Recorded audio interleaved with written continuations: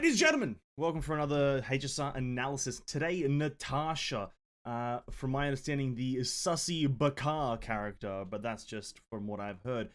Today, first Abundance character and also our first physical character. Now, what does that all mean? Well, physical is just physical, but Abundance is healer, and I'm actually kind of excited to look at the first healer, and I can already tell you that I'm quite satisfied with how the first healer that we're looking at actually turned out. So, let's get into it. So basic attack is just a single hit, again, same attack values as all the other characters, but the skill is heal a single enemy for a certain amount of Natasha's max HP, a certain percentage, beg my pardon, certain percentage of Natasha's max HP, plus an additional base sum. So you'll always heal for this sum, and then whatever percentage of Natasha's HP is this one, right? And then, oh, pardon me, I just choked on my own saliva.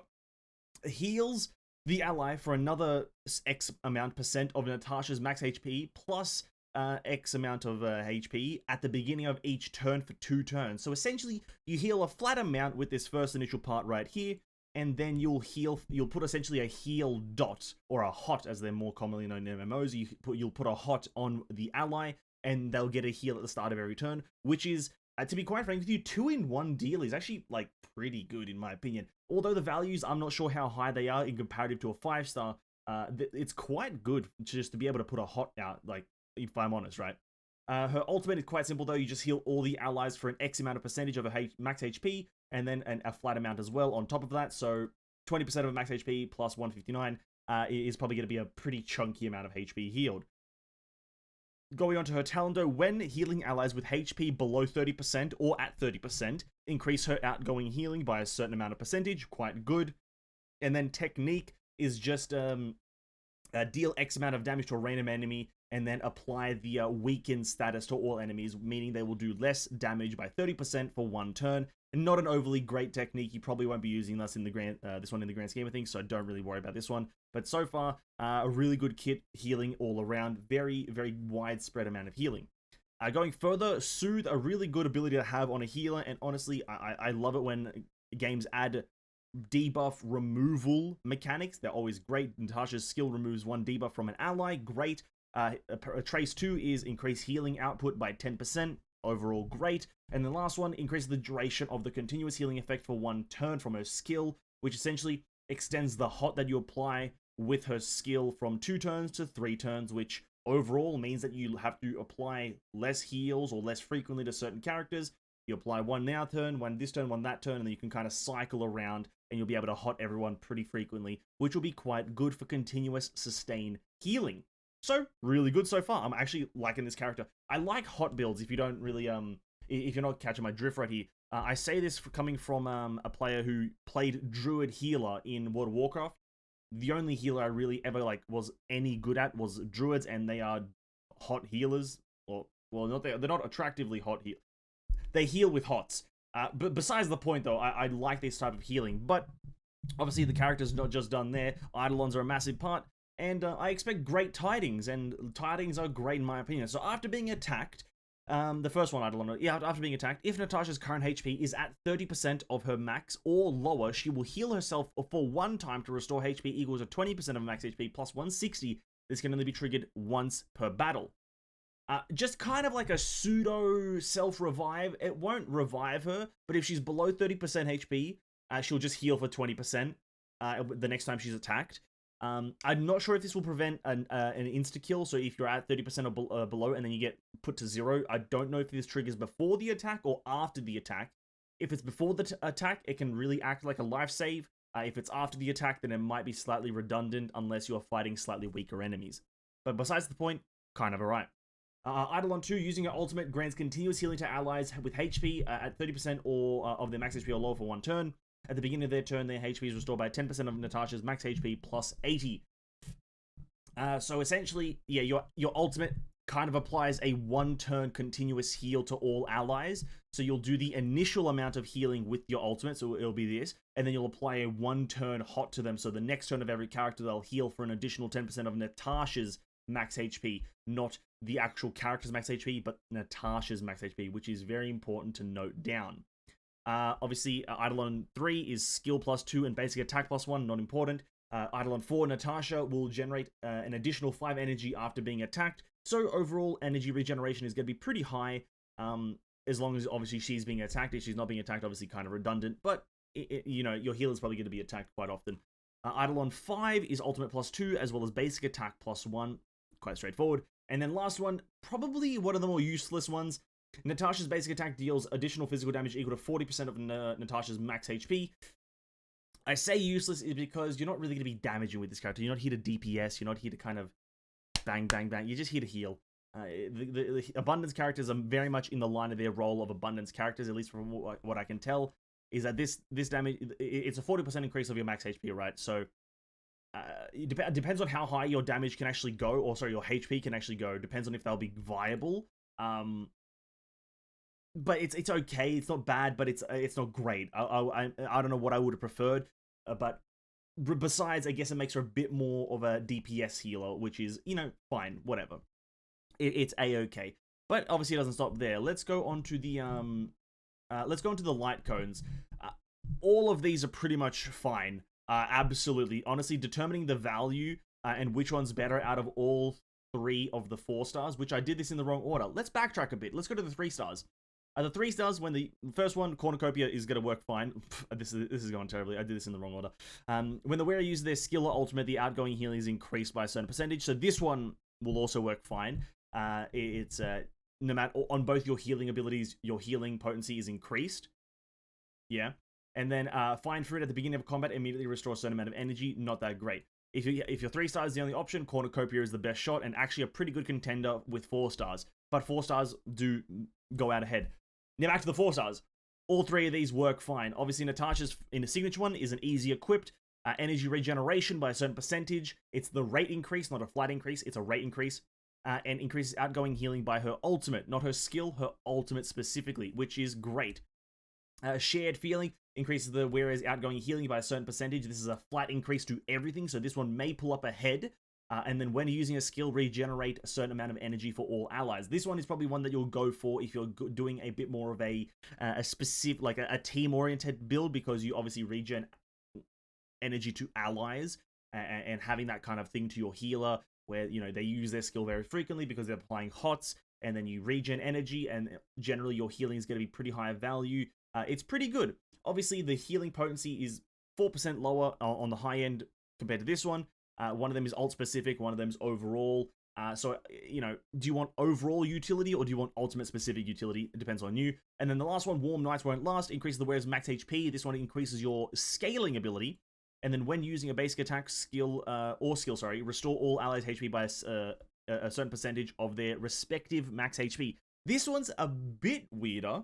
It obviously will work. It's the weakest of the 3, I'll give you that. The reason it's the weakest is because it's this percentage of the respective character's max HP. So Natasha's max HP doesn't matter in this regards. It's more so the actual characters and themselves HP that matters. So this one is probably on the weekend just because of that. If this was Natasha's actual max HP, then this would have been fine. But this, because it's of the respective characters' max HP, it's not overly incredible. It's just a flat increase of the HP from, you know, 3% to 7% if you're at the high end here.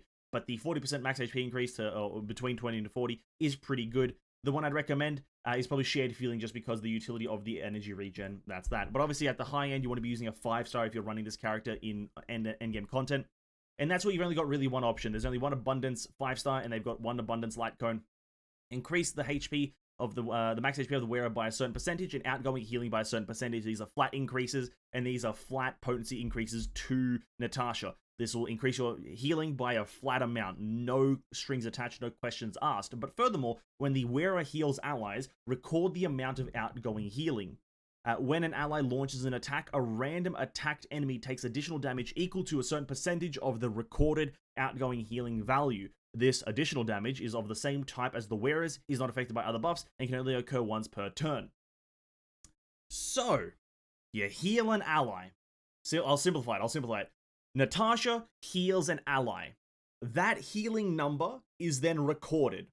And then, when any ally launches an attack, a random attacked enemy takes additional damage. So you attack one enemy, and then it's RNG'd on who it gets hit by that potency or that recorded amount. Now, depending on your tier or your affinity or whatever the hell the game calls it of your actual thing, depends on the how much of that damage or that healing will be actually transferred. So if you heal, if this heal goes for like 5,000 at tier 1, you'll only hit for 2,500. So that's how it works. Just so I can explain that, because I don't want, people going, how does it work? That's how it works. You heal a certain amount, and then the next time you attack, that amount will be dealt to a random enemy, depending on which tier of the light cone you have. Now, this one is going to be your best choice for Natasha, like raw.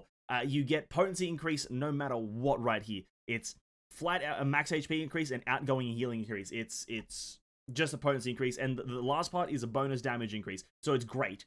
But I have a suspicion, an inkling of an idea that Bailu is probably going to be the better healer here in the long run. So if you do happen to have a Bailu, use this on Bailu. But if you don't have a Bailu, use this on Natasha. Natasha's going to probably thrive from this. But then again, out of the 4-star thing, it's honestly one of the top 2. Her signature or shared feeling, they both work fine. They'll both give you high value. Now, light cones. Light cones? I've messed this up.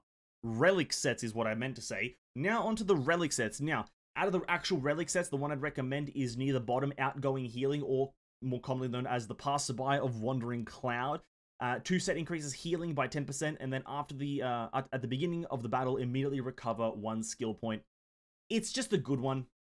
The outgoing healing will make you heal more. It's quite self-explanatory. And then at the beginning of the battle, it's only useful at the beginning. Obviously, that's not something you want to strive for, but it's just, it's not a terrible one. It means that you'll have a bit more early game or early match potency with the character. You'll be able to apply your hots a bit sooner, maybe build up skill points so you can later apply your hots. So it's just a bit of early build up for the character, seeing as the character isn't like a one and done kind of character. It's not a bang, bang, bang kind of character, so you can kind of reserve them. But it's mainly there for the 10% healing potency, and the 4 set is just a little nice bonus. There's no other kind of 2 set I'd try to muddle around with here. There's no like HP increase, at least not in this area, maybe some in the future.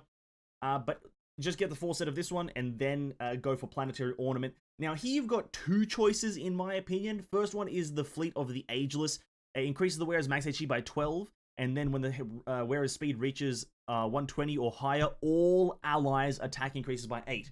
Now that last part is the reason I recommend this one. If it was just like a HP increase, and then like maybe like a movement forward or advancement forward in the attack chain increase, I wouldn't probably recommend it, or it would be a last recommendation. But because you can get a healing potency increase through max HP, as well as, a speed dependent one, which makes it go faster if you build the right amount of speed. And then on top of that, if you get the right amount of speed, you get an all-round 8% bonus attack. It's pretty good to have as like just on a healer. As of right now, there's no other better options, unless you want to go for maybe the energy regeneration one, which is the Sprightly Von Whack, which increases the energy regeneration rate by 5%. And then obviously the whole speed dependency of 145 to then have your action is advanced forward. This last part is really not that important. This Sprightly Von Whack is the last one I'd recommend, just because it's only 5% energy regen, and it's only if you really want to spam her ultimate. Now, would I recommend going for this one? It's if you have good pieces for it or some shit like that. It's not really one that I would go, hey, this is a must-have. It really isn't. It's because 5%, I don't know if that's going to be overly impactful compared to the 12% HP plus 8% attack. I don't think it's going to be overly incredible as much as this one is. So that's going to be the relic recommendation. Go for 2 set Passerby of the Wandering Cloud. 4 set Passerby of the Wandering Cloud with 2 set of the, the Fleet of the Ageless. So that's probably going to give you the highest potency with the character. And everything else is just kind of like a mumbo jumbo, not important. And that's pretty much Natasha. Like, this character's fucking great, honestly. I think this character's going to be a pretty good character. Doesn't seem to be too many healers. Most of them are in the 4-star range, and Natasha seems to be pretty goated at this. So that's that. Hope you guys enjoyed. Like, subscribe, and all that crap, and comment in the comment section if you learned something or something, and criticize me or some shit. I don't know. Have a great day, guys. Bye.